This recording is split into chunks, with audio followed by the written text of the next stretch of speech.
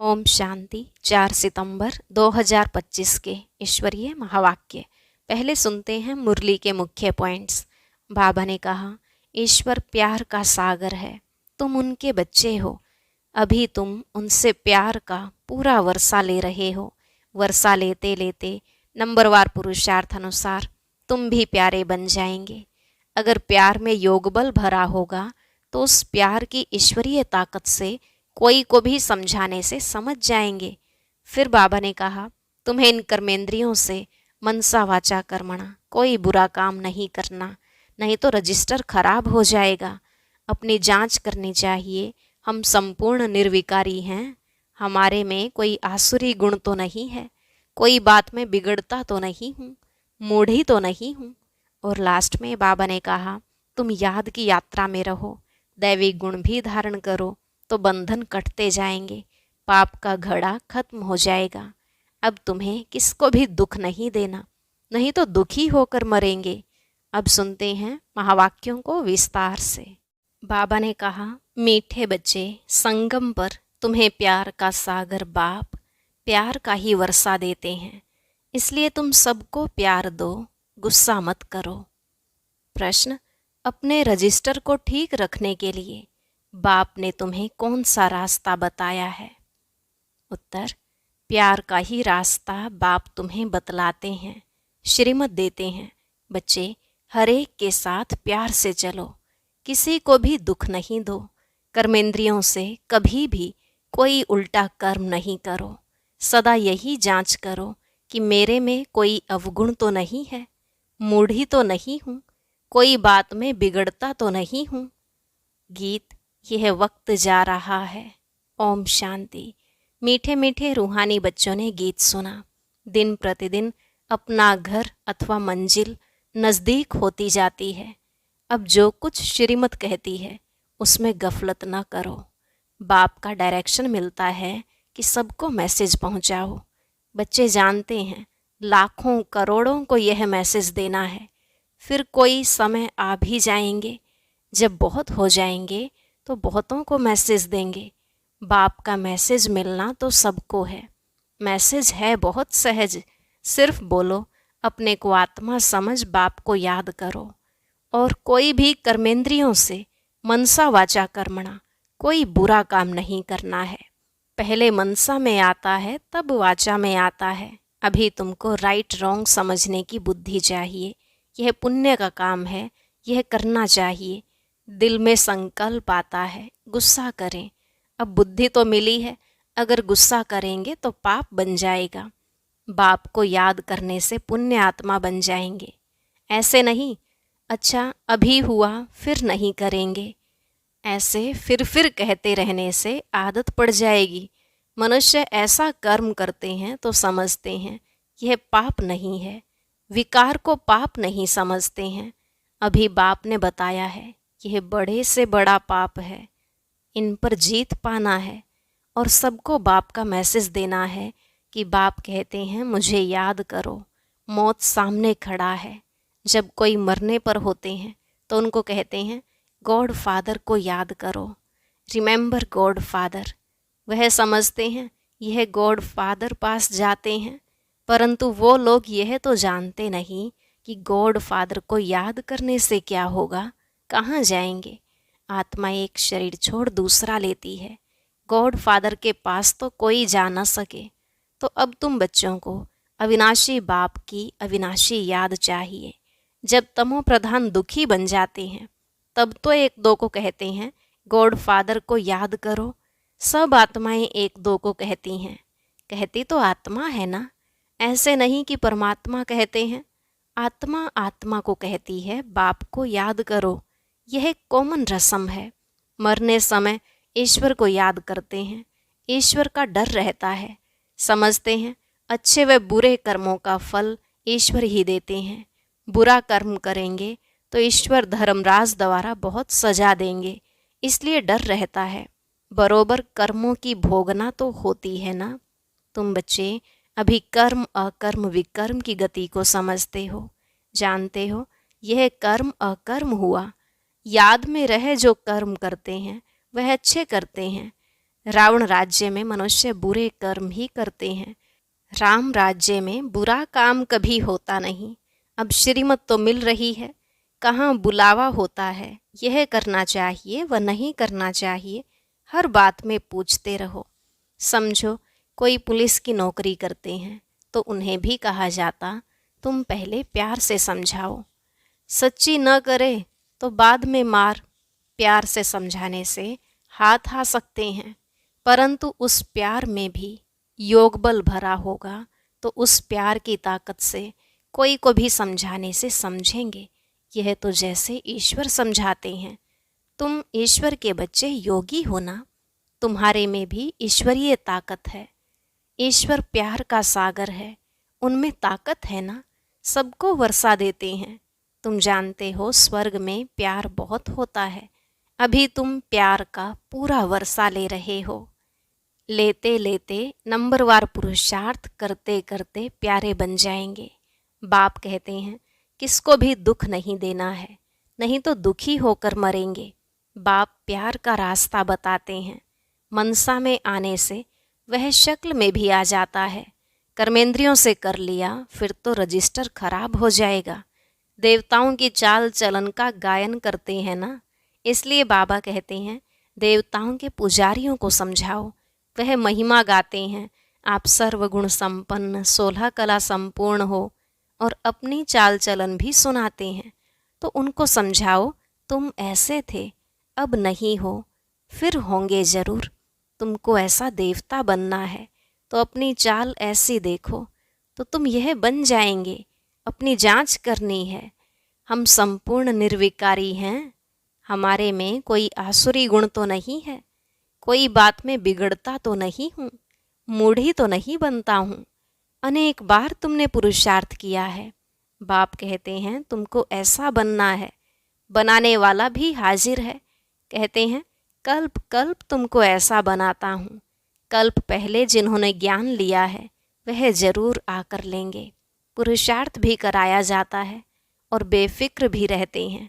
Drama की नोंद ऐसी है, कोई कहते हैं ड्रामा में नोंद होगी तो जरूर करेंगे, अच्छा चार्ट होगा तो ड्रामा कराएगा।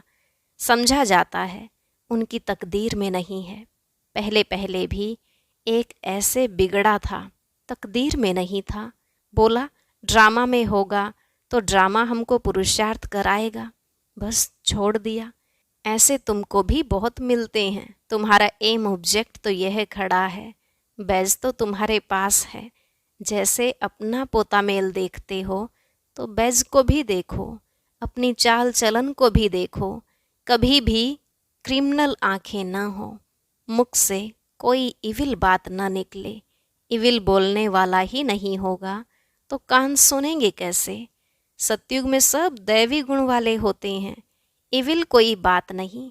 इन्होंने भी प्रारब्ध बाप द्वारा ही पाई है। यह तो सबको बोलो, बाप को याद करो तो विकर्म विनाश हो जाएंगे। इसमें नुकसान की कोई बात नहीं है। संस्कार आत्मा ले जाती है। सन्यासी होगा तो फिर सन्यास धर्म में आ जाएगा। झाड़ तो उनका बढ़ता रहता है ना। इस समय तुम बदल रहे हो, मनुष्य ही देवता बनते हैं। सब कोई इकट्ठे थोड़े ही आएंगे, आएंगे फिर नंबरवार। ड्रामा में कोई बिगर समय एक्टर थोड़े ही स्टेज पर आ जाएंगे, अंदर बैठे रहते हैं। जब समय होता है तो बाहर स्टेज पर आते हैं पार्ट बजाने। वह है हद का नाटक, यह है बेहद का। बुद्धि में है हम एक्टर्स को अपने समय पर आकर अपना पार्ट बजाना है। यह बेहद का बड़ा झाड़ है, नंबरवार आते जाते हैं। पहले पहले एक ही धर्म था, सभी धर्म वाले तो पहले पहले आ न सके। पहले तो देवी देवता धर्म वाले ही आएंगे पार्ट बजाने, सो भी नंबरवार। झाड़ के राज को भी समझना है। बाप ही आकर सारे कल्प वृक्ष का ज्ञान सुनाते हैं। इनकी भेंट फिर निराकारी झाड़ से होती है। एक बाप ही कहते हैं मनुष्य सृष्टि रूपी झाड़ का बीज मैं हूँ। बीज में झाड़ समाया हुआ नहीं है, लेकिन झाड़ का ज्ञान समाया हुआ है। हर एक का अपना अपना पार्ट है। चैतन्य झाड़ है ना, झाड़ के पत्ते भी नंबरवार निकलेंगे। इस झाड़ को कोई भी समझते नहीं हैं। इनका बीज ऊपर में है, इसलिए इनको उल्टा वृक्ष कहा जाता है। रचयिता बाप है ऊपर में। तुम जानते हो हमको जाना है घर जहाँ आत्माएं रहती हैं। अभी हमको पवित्र बनकर जाना है। तुम्हारे द्वारा योग बल से सारी विश्व पवित्र हो जाती है। तुम्हारे लिए तो पवित्र सृष्टि चाहिए ना। तुम पवित्र बनते हो तो दुनिया भी पवित्र बनानी पड़े। सब पवित्र हो जाते हैं। तुम्हारी बुद्धि में है, आत्मा में ही मन बुद्धि है ना, चैतन्य है। आत्मा ही ज्ञान को धारण कर सकती है। तो मीठे मीठे बच्चों को यह सारा राज बुद्धि में होना चाहिए। कैसे हम पुनर्जन्म लेते हैं। 84 का चक्र तुम्हारा पूरा होता है तो सबका पूरा होता है। सब पावन बन जाते हैं। यह अनादि बना हुआ ड्रामा है। एक सेकंड भी ठहरता नहीं है। सेकंड बाय सेकंड जो कुछ होता है सो फिर कल्प बाद होगा। हर एक आत्मा में अविनाशी पार्ट भरा हुआ है। वह एक्टर्स करके 2-4 घंटे का पार्ट बजाते हैं। यह तो आत्मा को नेचुरल पार्ट मिला हुआ है। तो बच्चों को कितनी खुशी होनी चाहिए। अतीन्द्रिय सुख अभी संगम का ही गाया हुआ है। बाप आते हैं 21 जन्मों के लिए, हम सदा सुखी बनते हैं। खुशी की बात है ना। जो अच्छी रीति समझते और समझाते हैं वह सर्विस पर लगे रहते हैं। कोई बच्चे खुद ही अगर क्रोधी हैं तो दूसरे में भी प्रवेशता हो जाती है। ताली 2 हाथ की बजती है। वहाँ ऐसे नहीं होता। यहाँ तुम बच्चों को शिक्षा मिलती है। कोई क्रोध करे तो तुम उन पर फूल चढ़ाओ, प्यार से समझाओ। यह भी एक भूत है, बहुत नुकसान कर देंगे। क्रोध कभी नहीं करना चाहिए। सिखलाने वाले में तो क्रोध बिल्कुल नहीं होना चाहिए। नंबरवार पुरुषार्थ करते रहते हैं। किसका तीव्र पुरुषार्थ होता है, किसका ठंडा। ठंडे पुरुषार्थ वाले जरूर अपनी बदनामी करेंगे। कोई में क्रोध है तो जहाँ जाते हैं वहाँ से निकाल देते हैं। कोई भी बदचलन वाले रह नहीं सकते। इम्तिहान जब पूरा होगा तो सबको पता पड़ेगा कौन कौन क्या बनते हैं। सब साक्षात्कार होगा। जो जैसा काम करते हैं उनकी ऐसी महिमा होती है। तुम बच्चे ड्रामा के आदि मध्य अंत को जानते हो। तुम सब अंतर्यामी हो। आत्मा अंदर में जानती है यह सृष्टि चक्र कैसे फिरता है। सारे सृष्टि के मनुष्यों की चाल चलन का, सब धर्मों का तुम्हें ज्ञान है। उनको कहा जाएगा अंतर्यामी। आत्मा को सब मालूम पड़ गया। ऐसा नहीं भगवान घट घट वासी है, उनको जानने की क्या दरकार है। वो तो अभी भी कहते हैं जो जैसा पुरुषार्थ करेंगे ऐसा फल पाएंगे। मुझे जानने की क्या दरकार है। जो करता है उसकी सजा भी खुद पाएंगे। ऐसी चाल चलेंगे तो अधम गति को पाएंगे। पद बहुत कम हो जाएगा। उस स्कूल में तो नापास हो जाते हैं तो फिर दूसरे वर्ष पढ़ते हैं। यह पढ़ाई तो होती है कल्प कल्पांतर के लिए। अब न पढ़े तो कल्प कल्पांतर नहीं पढ़ेंगे। ईश्वरीय लॉटरी तो पूरी लेनी चाहिए ना। यह बातें तुम बच्चे समझ सकते हो। जब भारत सुखधाम होगा तब बाकी सब शांति धाम में होंगे। बच्चों को खुशी होनी चाहिए। अब हमारे सुख के दिन आते हैं। दीपमाला के दिन नज़दीक होते हैं तो कहते हैं ना बाकी इतने दिन हैं फिर नए कपड़े पहनेंगे। तुम भी कहते हो स्वर्ग आ रहा है, हम अपना श्रृंगार करें तो फिर स्वर्ग में अच्छा सुख पाएंगे। साहूकार को तो साहूकारी का नशा रहता है। मनुष्य बिल्कुल घोर नींद में है। फिर अचानक पता पड़ेगा यह तो सच कहते थे। सच को तब समझें जब सच का संग हो। तुम अभी सच के संग में हो। तुम सत बनते हो सत बाप द्वारा। वह सब असत्य बनते हैं असत्य द्वारा।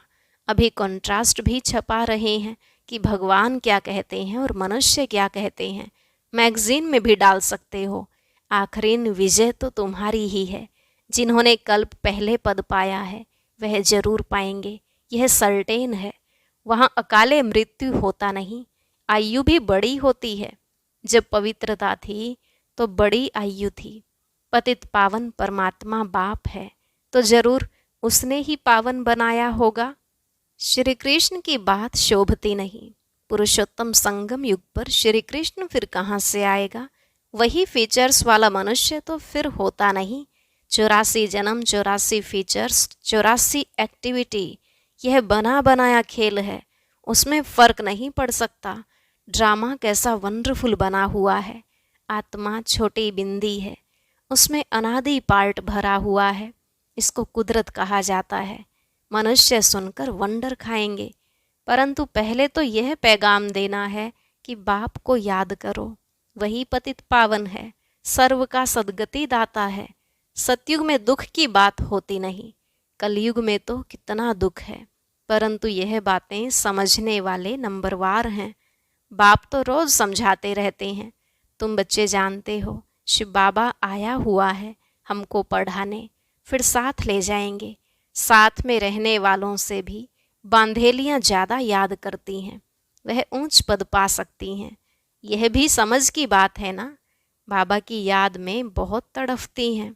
बाप कहते हैं, बच्चे याद की यात्रा में रहो, दैवी गुण भी धारण करो तो बंधन कटते जाएंगे, पाप का घड़ा खत्म हो जाएगा।